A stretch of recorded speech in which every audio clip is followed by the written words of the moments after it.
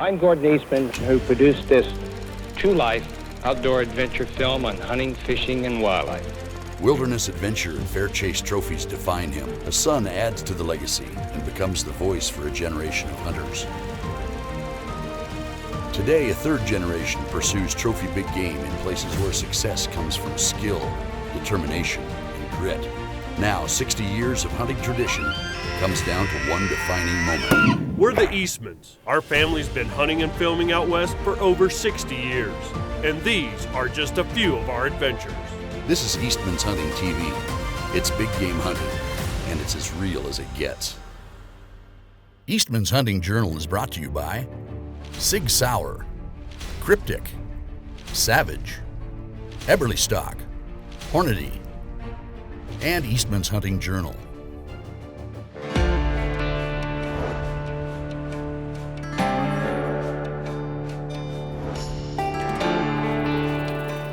Hey folks, Ike Eastman here, host of Eastman's Hunting TV. Today we're going to go to southern Wyoming with my buddy Corky and Wendell. As you guys know, we go down there every single year and we chase these big muley bucks. In fact, we've done it so long, 30 some years, I can't remember not doing it. This is one of my favorite hunts, going down as a family, hunting with another family that we've been doing this a long time. So it's Guy and I shooting big bucks, but we're also going to flash back to my dad's biggest deer that he shot down there. It's a 197 mule deer, an absolute giant. So let's redline the fun meter in southern Wyoming.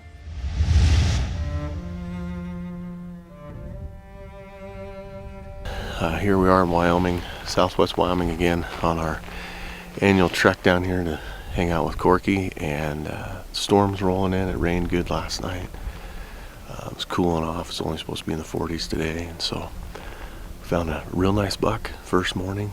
We didn't get the scope on him fast enough, but he's a good buck, so we'll see what happens. Lots of bucks around, seems like, and lots of opportunities, so come along as we hunt the gray ghosts of the mountains. It's gonna be fun. Guy's supposed to be here midday, and we'll see if he has the opportunity to shoot something too.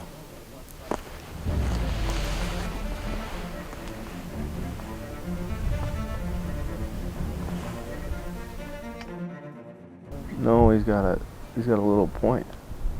There's a cheater coming off of his G2.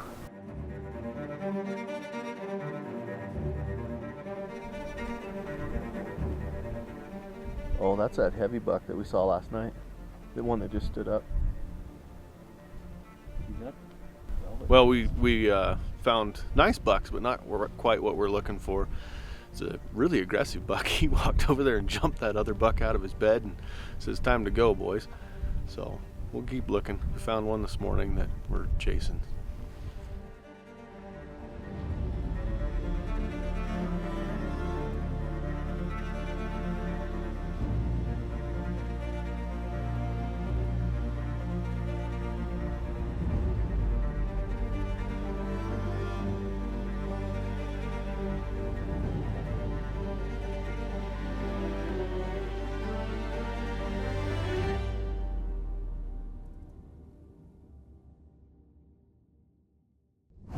Eastman's Hunting Journal presents Advanced Tips and Tactics.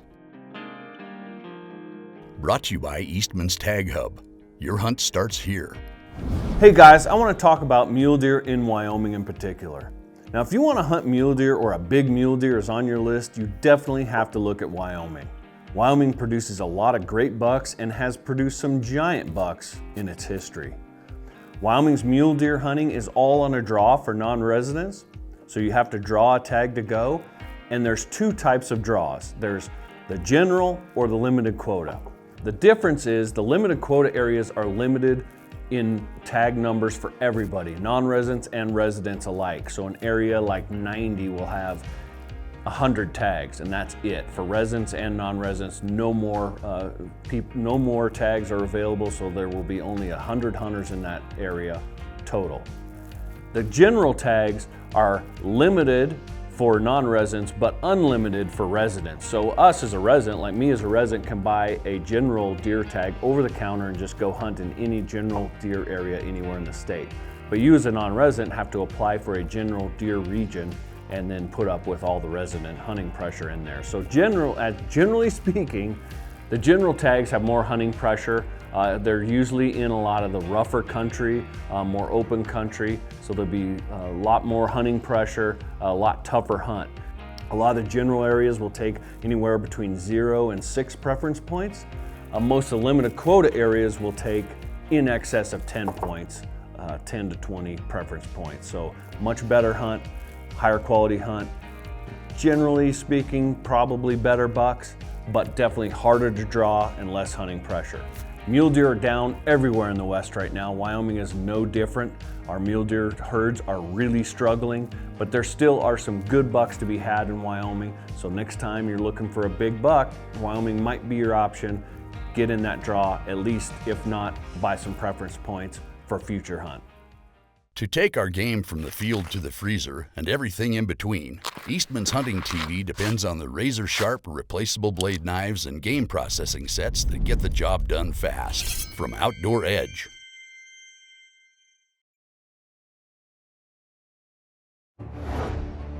Eastman's Hunting Journal is brought to you by Sig Sauer, Electro-Optics, Cryptic, Battlefield to Backcountry, Savage, where better comes standard.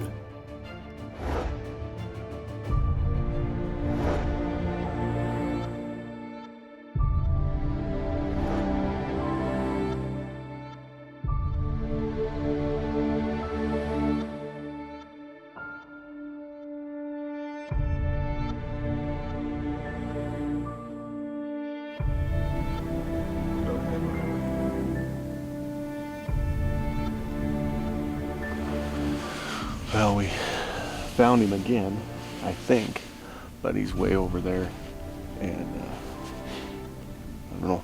I'm not sure how we're gonna get in on him because there's no easy route, but we'll see. Come up with a plan.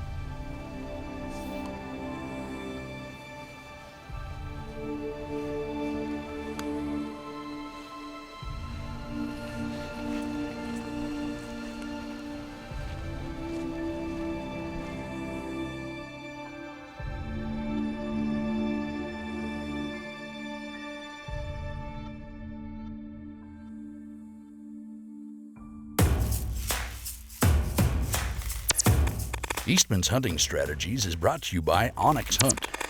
Know where you stand. Hey everybody, Brandon Mason here with Eastmans, and today we're going to go through just a real basic tip on Onyx for our tips and strategies section here.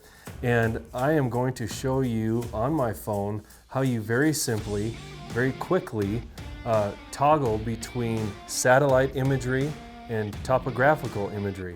And so if you've never used Onyx before, or if you have and you're still a little confused by it, in the lower right-hand corner, you'll see a little square button. One is your location button, and right above that it says what I'm in right now, which is satellite imagery, and I'm going to zoom out a little bit, just get out in the countryside and some BLM, and I'm going to tap that button, and you'll see there's two-dimensional maps or three-dimensional maps, but that's a whole nother tip. Today what we're looking at is on the bottom, you'll see 3 different options. One says satellite, one says hybrid, and one says topo. Now, your topographical map is similar to what you would have as your printed paper map that you would buy from a Forest Service office, a BLM office, or other map fulfillment companies that give you a hard copy map. Satellite is what it says, is satellite imagery that we're getting from the satellites out in space. And then the hybrid is kind of combining the two. So you have the topographical lines and enabling you to read the terrain with that topography in addition to using the satellite imagery. So right now you'll notice that I have the satellite imagery turned on. I'm going to turn on the topo map, And you can see it looks just like we have in paper map form pretty much. You can zoom in and zoom out and see all sorts of different things, land ownership, all the same characteristics that you can see with the layers that you have turned on when you're looking at satellite imagery as your base map. And then the hybrid, I'm going to zoom in a little bit and you'll see the topographical lines over top of the satellite imagery. So when you're done with that, you pick the one that you want, close out the window, and there you are, you're free to navigate around, check out the terrain, and continue scouting or hunting. So again, super easy tip, back to the basics, but sometimes those basics are the ones that we often forget, and we need to go back to the beginning and just remember some of the simple, user-friendly tips that we have in onX that enable us to be successful in the field. This portion of the show has been brought to you by Swagger Bipods. Hunt is what we do. Eastman's Hunting Journal is brought to you by Eberly Stock.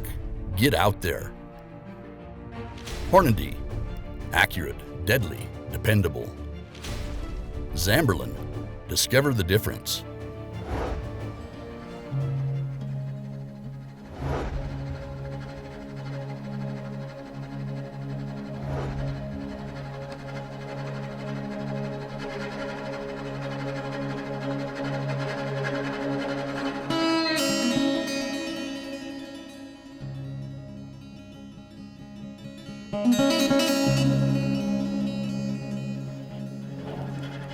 Because we got no shot. The only thing sees his head.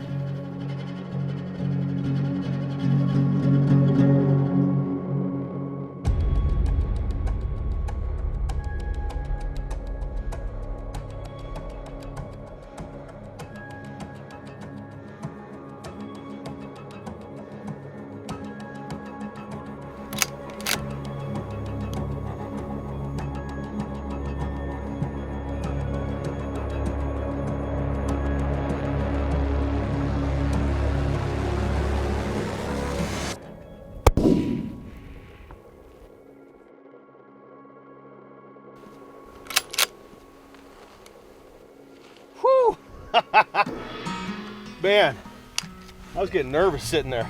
Freaking, that buck would not give me a body shot. All he had was his head. Whew.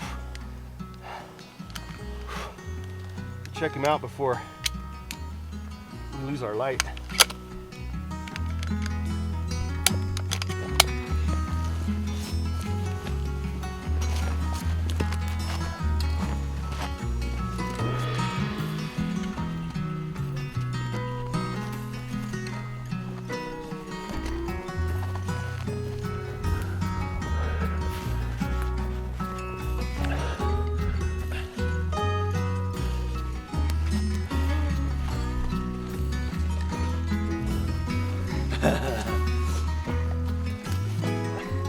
Boy, he is fat. Look at that. Oh, yeah, he's got body. Pot belly. Well, we found this buck. What we thought was this buck this morning, and we came in on him. Came back tonight and found him, and it's just an unbelievable hunt. You know, we're always down here with Corky and Wendell, and it's just a blast. Come down here, hang out, laugh a lot, look at a lot of buck deer. Have the ability to take a trophy like this is just exceptional. Just amazing. We had a really good winter last winter for these deer, and you can see how fat this big guy is.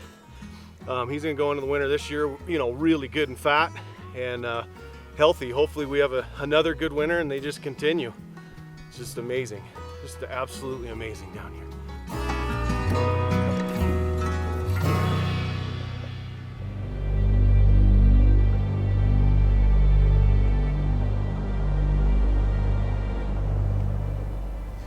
He's looking right at us. That is a good deer. I'll bet you he's 180, and 180 is a big trophy mule deer this day and age. Oh, he's beautiful. That's about one of the prettiest mule deer 4-points I've ever seen. What we're going to do is make a circle and go around. He's just below these Quakers by a dead tree feeding. He was there yesterday, and so I'm going to slip over there, pop out. He's going to be about 300 yards, we figure, and he doesn't even know we're around. Got the wind with us, and try to get this buck. So hang on, we're going on the stalk. Let's see what we get here.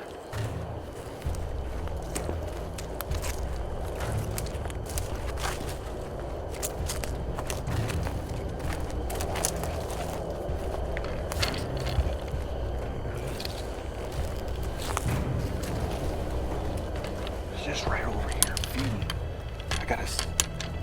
It's just right here, 300 yards. Doesn't even know I'm there. The sagebrush kind of hides me.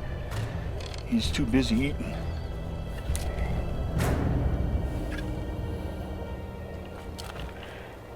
I just gotta wait until he stops feeding. He's broadside, about 315. I ranged it. There he is.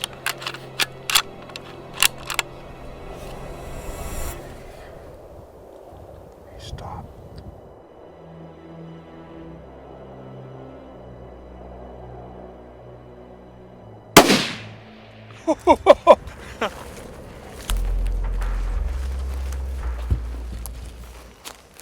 Oh, that's a buck. That is a buck. Oh.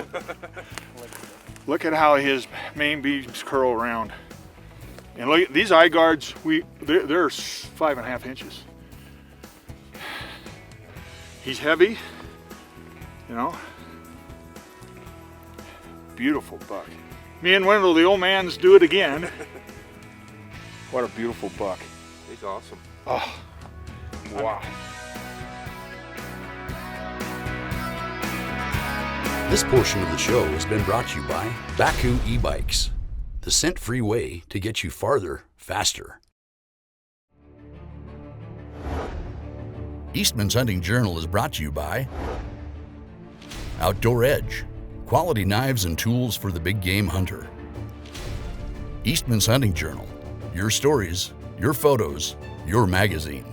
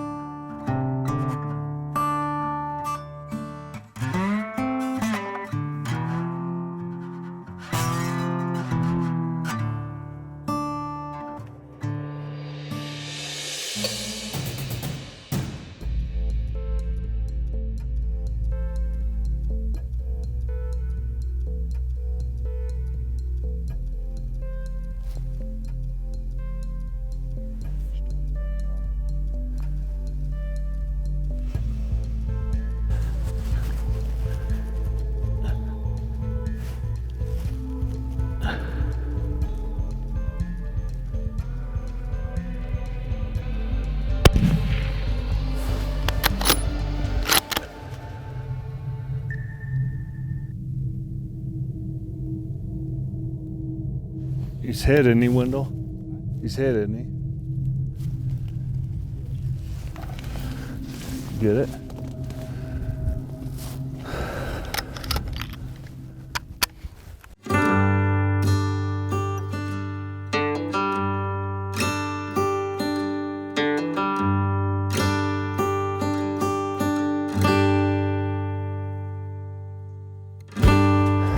Nice buck. He's down.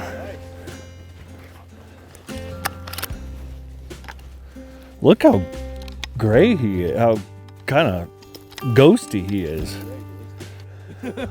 Look at the color on his face. He's really kind of super light colored, isn't he? Nice Western Wyoming buck here. We didn't quite know what to think of this buck. Ike and Corky kept seeing the velvet hanging off and thought he might have a cheater, and then I thought he might have an extra front fork, but he doesn't. He's clean. Nice buck. Here we are in Western Wyoming, and as usual, it didn't disappoint. We got a really nice buck. It's the last day of the season. This big old 4-point was on the move. I don't know, he acted like he'd been bumped or shot at, but he was with 2 other bucks, one really big forking horn in the velvet, and they were running for cover, and we got around here and got set up, and he came out of the aspen grove and was gonna head into this basin, and we had just a snapshot at him at 247 yards, and I could only see the front part of him, and he stopped just for a second to see what was going on, and that was all it took. That's why sometimes it's important when you know you're in close to him to get set up and ready, because this buck only gave us a few seconds to make a shot, and we had to make it work. So it worked out good. Last day of the season, just a really nice big old 4-point buck. Just a lot of fun hunting down here. Ike killed a really nice buck 2 days ago, really big old dark horn buck, and this one's a big old light horn buck. He's kind of bleached out, so he's the exact opposite. But we thought he might have had some cheaters, but it's just dried up velvet hanging off of his horns, so that's pretty cool. So just a really fun hunt. Hope you enjoyed today's show. We'll see you next week right here on Eastmans Hunting TV.